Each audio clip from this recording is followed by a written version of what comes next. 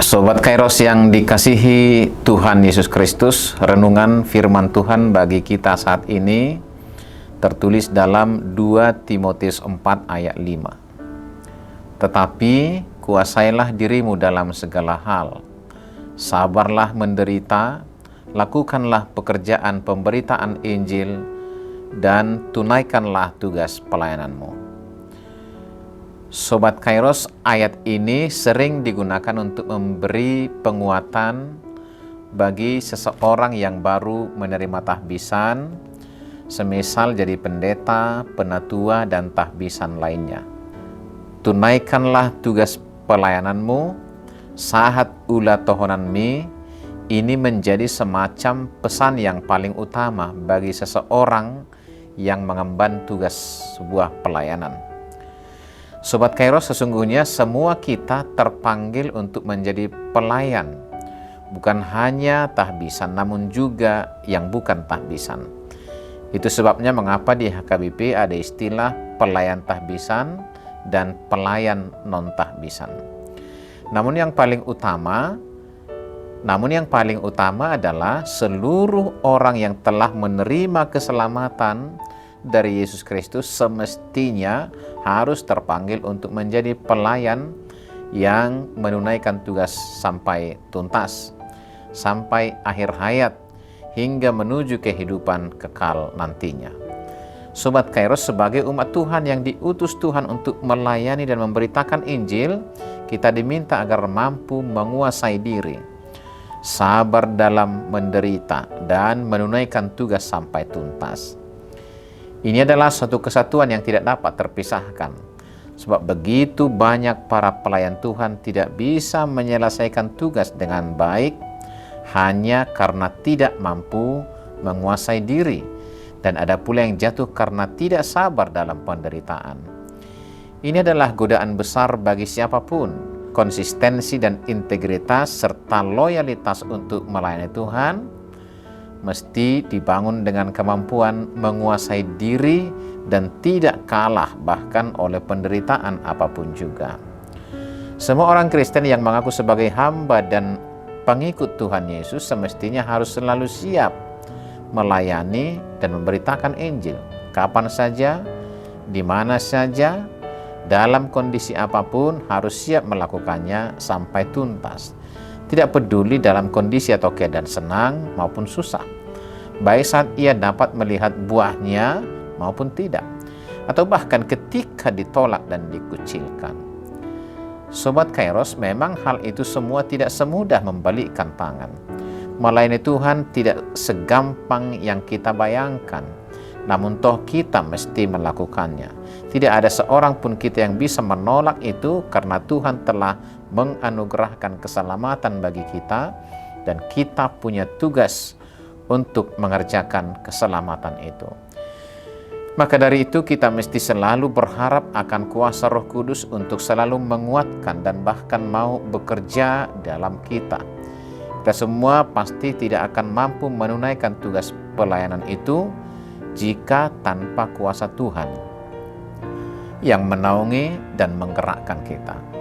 Kegerakan Roh Kudus dalam diri itulah sejatinya yang menjadikan penguasaan diri itu nyata. Sebab penguasaan diri adalah salah satu buah-buah roh, sebagaimana Paulus katakan di dalam Galatia 5. Penguasaan diri inilah yang nantinya akan menjadi ikatan bagi kesabaran yang kokoh atas kondisi dan realitas yang tidak menyenangkan bagi kita, dan yang pasti Roh Kudus yang akan memampukan kita menunaikan tugas pelayanan itu sesuai dengan kehendaknya.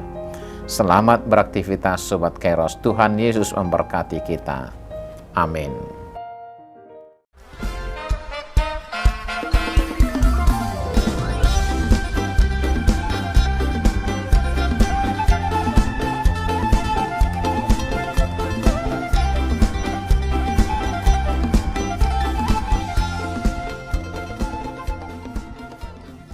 Tahun ini merupakan tahun yang bernuansa kesatuan hati bagi seluruh gereja HKBP.